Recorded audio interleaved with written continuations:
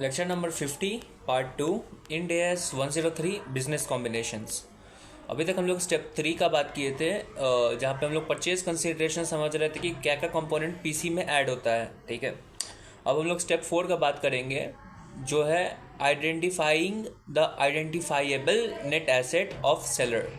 That is हम लोग step 4 में हम लोग ये आइडेंटिफाई कर रहे हैं कि सेलर का आइडेंटिफाइएबल नेट एसेट कितना है, जो हम लोग अपने बुक्स में रिकॉर्ड करने वाले हैं।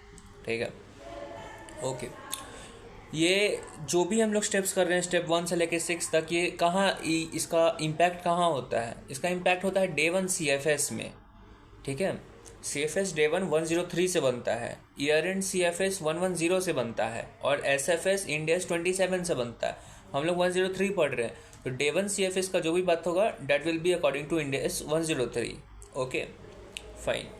सो on date of acquisition, from entry point of view, from the accounting point of view, on the date of acquisition we will take over all the asset and liability of the seller, even if we have acquired the stake just by purchasing the equity. दो तरीके से control लेने का option है हमारे पास, या तो 50% से ज़्यादा इक्विटी खरीद लो, या फिर ऑल एसेट या लाइबिलिटी खरीद लो। ठीक है, जब ऑल एसेट या लाइबिलिटी खरीदोगे तो तुम उसका सारा एसेट और लाइबिलिटी अपने बुक्स में तो लिख ही लोगे, बट अगर तुम इक्विटी से भी खरीदे हो ना, 50% ही स्टेक खरीदे हो, तो जब INA का स्टेप आता है, स्टेप नंबर 4 CFS में, तब अकाउंटिंग एंट्री के पॉइंट ऑफ व्यू से उसका जितना एसेट है सेलर का, all assets and all liability, पूरा तुमको अपने बुक्स में लिखना होगा 100%। ठीक है, भले ही 50% स्टेक लिए हो, लेकिन उसका 100% एसेट और 100% लाइबिलिटी का बाद अपने बुक्स में लिखना होगा।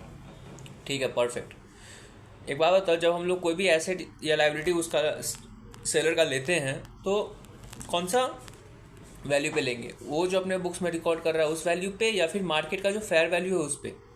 फेयर वैल्यू पे लेंगे। भले ही करेंट उसका कैरिंग वैल्यू 100 रुपये चल रहा है उसके एसेट का, लेकिन फेयर वैल्यू हो सकता है कि मार्केट में 120 रुपया हो, तो हम लोग को फेयर वैल्यू पे लेंगे। तो जनरल ये बात होता है कि INA जो है आइडेंटिफाइबल नेट एसेट, उसको फेयर वैल्यू पे लिया जाता है। ठीक है, very good, that's the general thing. Okay, अब हम लोग बात करने वाले हैं कि ये तो जनरल बात हो गया कि INA हम लोग फेयर वैल्यू पे लेंगे, लेकिन इसमें कुछ एक्सेप्शन है या फिर कुछ क्लैरिफिकेशंस हैं। ठीक है, उसका बात करते हैं। क्लैरिफिकेशंस पार्ट 1.1 उसमें क्या बोलता है कि अगर सेलर के बुक्स में अगर कोई आइटम एग्जिस्ट नहीं कर रहा है, तो तुम अपने बुक्स में जो बायर है वो तुम अपने बुक्स में उसको लिख सकते हो। मतलब अगर सेलर के पास एक सेल्फ जनरेटेड इनटेंजिबल एसेट है, तो वो अपने बुक्स में तो रिकॉर्ड नहीं करेगा। इनटेंजिबल एसेट को अपने बुक्स में लोग रिकॉर्ड नहीं करते हैं। अगर सेल्फ जनरेटेड है, बुक्स में नहीं रिकॉर्ड करेंगे जब सेल्फ जनरेटेड होता है। परफेक्ट, एकदम परफेक्ट। तो जब तुम उसका कंपनी खरीद रहे हो, तो उसका जो सेल्फ जनरेटेड इनटेंजिबल एसेट है वो भी तुम्हारे पास आएगा। तो क्या तुम उसको रिकॉर्ड कर सकते हो? हाँ, तुम कर सकते हो, क्योंकि तुम्हारे लिए वो परचेज्ड इंटेंजिबल एसेट है। परचेज इंटेंजिबल एसेट को रिकॉर्ड किया जा सकता है, सेल्फ जनरेटेड को नहीं किया जा सकता है। लाइक फॉर एग्जांपल, अगर कोई कंपनी है, उसके पास कस्टमर डेटाबेस है, वो क्रिएट की है, उतना आदमी का कस्टमर का डेटाबेस है वो, तो वो उसके लिए एक एसेट है, but that is intangible asset.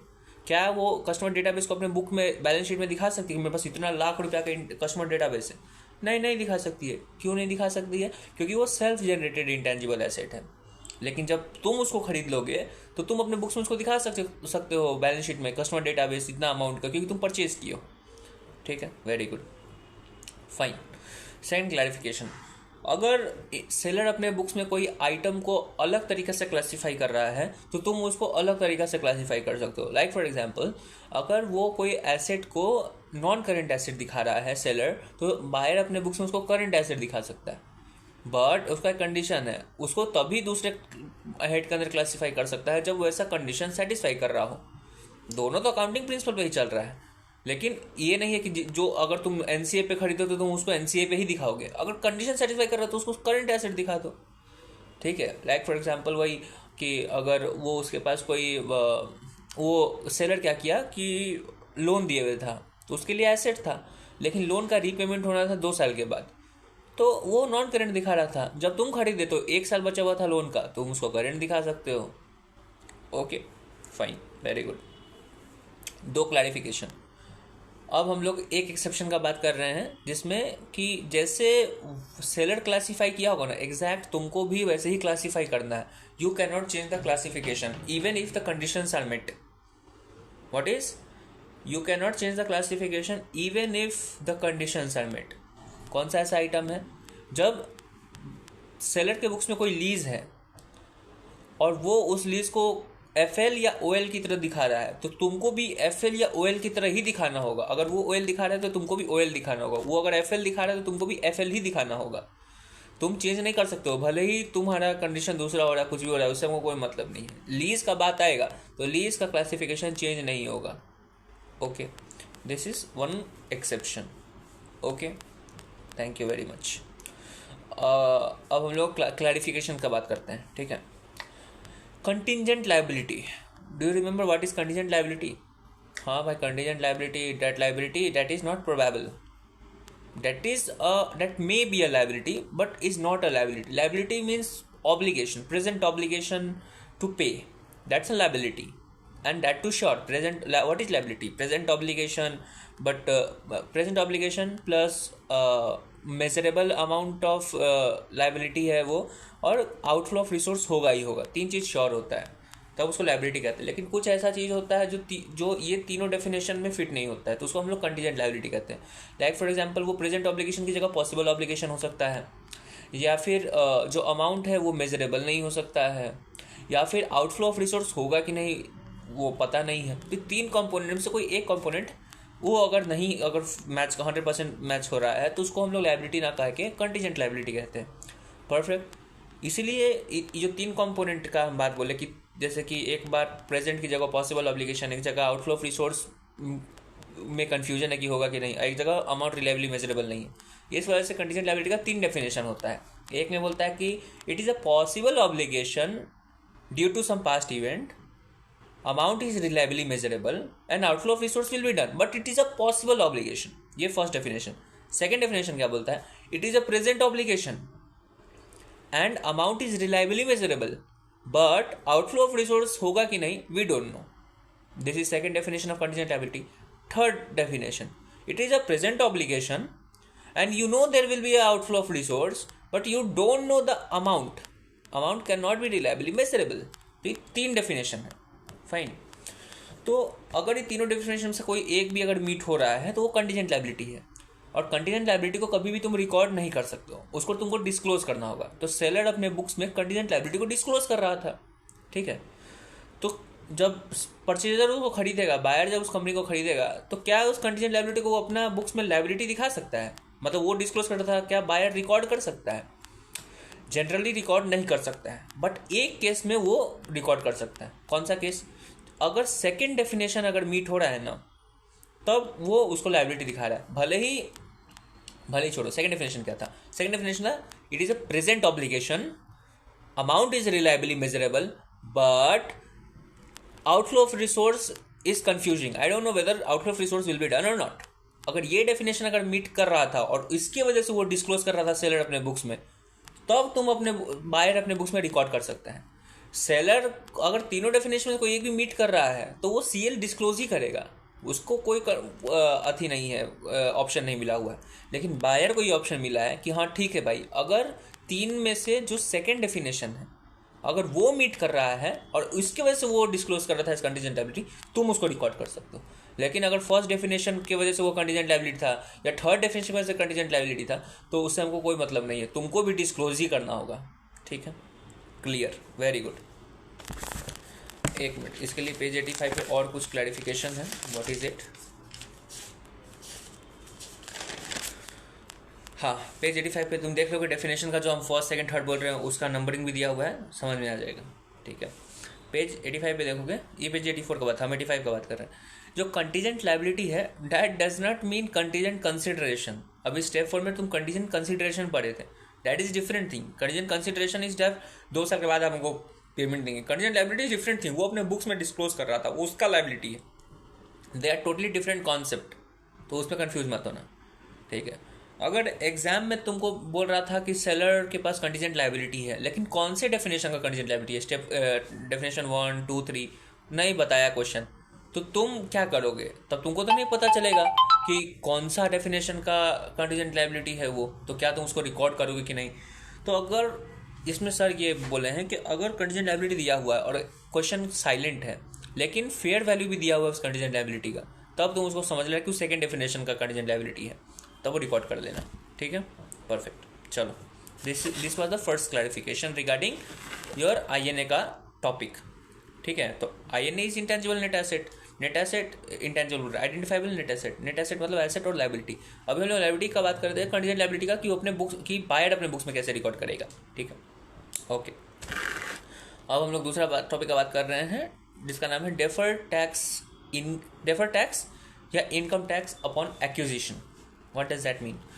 तुमको अगर याद हो, हम लोग डेफर्ड टैक्स करके इंडेक्स पढ़े थे जहाँ पे हम लोग DTA और DTL निकालते थे। ठीक है, पेज 85 पे ही नीचे दिया हुआ है, जिसमें particular, carrying amount, tax base, difference, और डिफरेंस के ऊपर जितना टैक्स लगता था वो अमाउंट, और क्या वो DTA है कि DTL वो ढूंढते थे हम लोग, और उस हिसाब से हम लोग आगे का काम एंट्री देते थे। लाइक अगर DTL होता था तो हम लोग DTL क्रिएट करते थे। DTL क्रिएट करने का फॉर्मूला क्या होता है? DTL लाइब्रेरी है तो टू DTL तुमको करना होगा तो क्रेडिट होगा। डेबिट क्या होता था? PL होता था। जनरली अलग अलग सर्कमस्टेंस में दूसरा होता था। तो हम लोग जब खरीद रहे होते हैं, एक टॉपिक हम लोग पढ़े थे on business combination, deferred tax on business combination, अपने पुराने वाला कॉपी रजिस्टर में है, देख लो उसको। तो उसमें हम लोग क्या पढ़े थे कि जब एक्विजिशन होगा ना, तो जो दो कॉलम है कैरिंग अमाउंट और टैक्स बेस का, तो carrying amount will be equal to the fair value जिस पे हम लोग खरीदे हैं, फेयर वैल्यू को हम लोग कैरिंग अमाउंट लेंगे, और जो टैक्स बेस है वो कैरिंग अमाउंट वो होगा कि जो कैरिंग अमाउंट का जो कॉलम है ना, उसमें हम लोग फेयर वैल्यू का अमाउंट डालेंगे। ठीक है, दूसरा कॉलम है टैक्स बेस का, टैक्स बेस में कौन सा अमाउंट डालेंगे?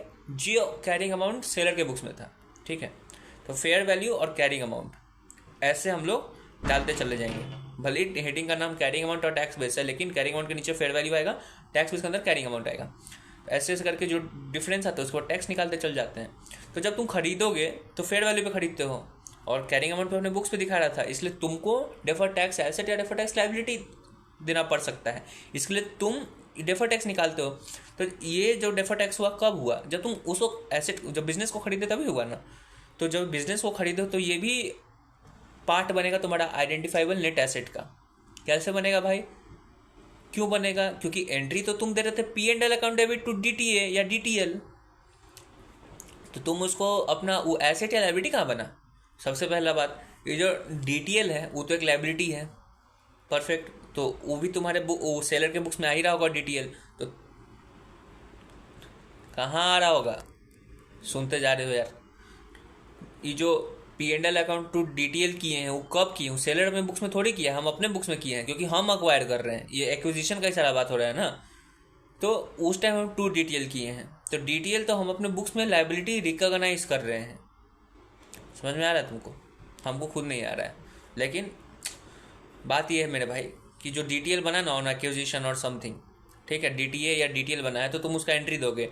अगर DTL बना तो PL टू DTL, अगर अथी बना है DTA बना है तो DTA टू PL, कुछ भी दोनों में से कोई एक चीज़ करना है। ठीक है, अगर DTL बना है तो DTL छोड़ो, DTL या DTA बना है तो हम लोग P&L यूज़ करते हैं। हम लोग जब भी बिजनेस कॉम्बिनेशन में बात होगा तो P&L की जगह हम लोग यूज़ करेंगे गुडविल का। किसका यूज़ करेंगे? गुडविल। और ये गुडविल हमारा पार्ट बनेगा इंटेंजिबल आइडेंटिफाइबल नेट एसेट का। ठीक है, क्यों बनेगा? क्योंकि ये जो DTL बन रहा है, क्यों बन रहा है, हमको लायबिलिटी क्यों बनाना पड़ रहा है? क्योंकि वो उतना अमाउंट का गुडविल हम उससे खरीद रहे हैं, तभी उतना गुडविल लेने के लिए उसका हमको अपना बुक्स में DTL क्रिएट करना पड़ रहा है। आया बात समझ में? बस एक एंट्री समझो, एंट्री यही कि P&L की जगह गुडविल आ रहा है, goodwill account debit to DTL हो रहा है। ठीक है, और ये जो DTL हो क्यों आ रहा है? क्योंकि हम गुडविल का पेमेंट कर रहे हैं, उसका उस बिजनेस का वैल्यू ज़्यादा था, इसलिए अपने बुक्स में हमको उसको लेने आने के लिए हमको DTL क्रिएट करना पड़ रहा है। ठीक है, और ये जो गुडविल है वो हमारा INA का पार्ट बनेगा। बस इतना ज़्यादा रखो दिमाग में। ठीक है, अभी दो चीज़ जो देखें हम लोग वो था क्लैरिफिकेशन। अब हम लोग बात कर रहे हैं एक्सेप्शन का। एक्सेप्शन किस चीज़ का एक्सेप्शन? अरे भाई एक्सेप्शन इस बात का कि INA हम लोग रिकॉर्ड करते हैं जनरली फेयर वैल्यू पे। अब हम लोग ऐसा दो आइटम पढ़ने वाले हैं जो फेयर वैल्यू पे रिकॉर्ड नहीं होगा, भले ही वो INA है लेकिन फेयर वैल्यू पे रिकॉर्ड नहीं होगा। क्या क्या है? क्या क्या है? पहला, अगर सेलर के बुक्स में एम्प्लॉय बेनिफिट एक्सपेंस है। एम्प्लॉय बेनिफिट एक्सपेंस क्या? याद होगा SBP वाला बात, शेयर बेस्ड पेमेंट, या फिर जब ईसोप दे रहे हैं समथिंग समथिंग उसमें, तो वो अपने सेलर अपने बुक्स में DBO, that is deferred business obligation और प्लान्ड एसेट, दो को क्रिएट करके रखता है। एक तो लाइबिलिटी में DBO और एसेट में प्लान्ड एसेट। DBO को पेमेंट करने के लिए तुमको प्लान्ड एसेट का पेमेंट, प्लान्ड एसेट में इन्वेस्ट करके रखना होता है। तो सेलर अपने बुक्स में DBO और PA का बात लिखा हुआ था, ठीक है। जब तुम उसको खरीदोगे तो कौन से वैल्यू पे उसको अपने बुक्स में रिकॉर्ड करोगे भाई? जो फेयर वैल्यू होगा उसके बुक्स में नहीं। यही तो एक्सेप्शन है। DBO और फेयर और प्लान्ड एसेट का जो भी फेयर वैल्यू होगा, जो भी कैरिंग अमाउंट होगा, उससे हमको मतलब नहीं है। जो इंड AS 19 दैट इज ये EBE का जो बात करता है, उसके हिसाब से जो वैल्यू होगा ना, वो अपने बुक्स में रिकॉर्ड करेंगे, ठीक है। दूसरा आता है एक non current asset held for sale, एक इंड AS था। वो सेलर अपने बुक्स में एक ऐसा ही item non current asset held for sale का अपना एसेट में लिखे हुए था। तो तुम अपने बुक्स में कितना पे रिकॉर्ड करोगे भाई? जितना पे कैरिंग फेयर वैल्यू था। नहीं, ये एक्सेप्शन है। जो हमारा FVL CTS होगा according to the respective Ind AS, वो बोलता है कि ये जो है non current asset held for sale, वो हर वक्त FVL CTS पे लिखाना चाहिए। तो अपने बुक्स में तुमको FVL CTS पे लिखना होगा, ठीक है। अभी दो को एक्सेप्शन बताया क्या, कि उसको एक्सेप्शन किसका, कि फेयर वैल्यू पे रिकॉर्ड नहीं करेंगे। किसका? एक DB और प्लान्ड एसेट जो एम्प्लॉय बेनिफिट एक्सपेंस का पार्ट है, उसको हम लोग इंड AS के अमाउंट पे लिखेंगे, फेयर वैल्यू के अमाउंट पे नहीं लिखेंगे। और जो हमारा non current asset held for sale है, उसको भी फेयर वैल्यू पे नहीं लिखेंगे। उसके बुक्स में, अपने बुक्स में उसको लिखेंगे हम लोग FVL CTS पे, fair value less cost to sell, ठीक है। ये दो को एक्सेप्शन। हम लोग अभी दो क्लैरिफिकेशन का बात किए, कंटीजेंट लायबिलिटी, डेफर्ड टैक्स। दो एक्सेप्शन का बात किए, एम्प्लॉय बेनिफिट एक्सपेंस और non current asset held for cell. अब हम लोग और 3 क्लैरिफिकेशन का बात कर रहे हैं। क्या? अगर कोई भी सेलर इंडेमनिफिकेशन एसेट दे रहा है किसी लायबिलिटी के लिए, if seller is giving intangible indemnification asset for liability, then what will you do? Will you record or something? सबसे पहले समझना है what is indemnification asset. What is indemnification asset? Indemnification asset का मतलब ये होता है, एग्जाम्पल समझते हैं, ठीक है। Let us go on page number 86। कोई सेलर है, ठीक है, अब कोई कंपनी अपना बेच रहा है, उसके पास कोई लायबिलिटी था 100 रुपया का, और वो लायबिलिटी तो बायर खरीद ले रहा है, लेकिन सेलर बोल रहा है कि सर आपको मेरे वजह से 100 रुपये का लायबिलिटी हो रहा है, कोई बात नहीं है, जब भी लायबिलिटी इनकर होगा ना, आप मेरे पास आ जाइएगा, हम आपको 70 रुपया देंगे। आप 100 रुपये का मेरे से लायबिलिटी खरीदिए, हम जब भी लायबिलिटी आप इनकर करिएगा, हम आपको 70 रुपया दे देंगे। तो ये जो 70 रुपया है, ये है indemnification asset for a liability, some indemnification asset is given, ठीक है। तो क्या जो बायर है वो तो 100 रुपये का अपना लायबिलिटी बुक्स में लिख रहा है, तो क्या उसको ये जो इंडेमनिफिकेशन एसेट 70 रुपये का मिल रहा है, क्या उसको रिकॉर्ड करेगा? Again it depends. अगर जो बायर है वो अगर लायबिलिटी जो खरीदा रहा है उसको अपने बुक्स में रिकॉर्ड कर रहा है ना, तो वो इंडेमनिफिकेशन एसेट को रिकॉर्ड कर सकता है। लेकिन अगर सेलर का लायबिलिटी को अपने बुक्स में वो रिकॉर्ड नहीं कर रहा है बायर, तो जो इंडेमनिफिकेशन एसेट मिल रहा है ना उस लायबिलिटी के लिए, उसको भी वो रिकॉर्ड नहीं कर सकता। फॉर एग्जाम्पल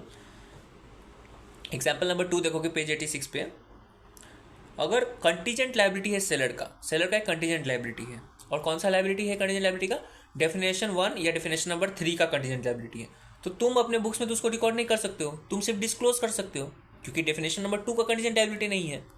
और तो क्या इस कंटीजेंट लायबिलिटी की जो इंडेमनिफिकेशन एसेट तुमको मिल रहा है, क्या उस इंडेमनिफिकेशन एसेट को तुम अपने बुक्स में रिकॉर्ड करोगे?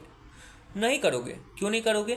क्योंकि उसका लायबिलिटी तुम अपने बुक में रिकॉर्ड नहीं किया, और अगर लायबिलिटी रिकॉर्ड नहीं हुआ तो उस लायबिलिटी के अगेंस्ट में जो इंडेमनिफिकेशन एसेट मिल रहा था तुम उसको भी रिकॉर्ड नहीं कर सकते। तो एक सिंपल लाइन कि if seller is giving indemnification asset for a liability, record such, if the buyer records such liability, then only you can record the intangible asset.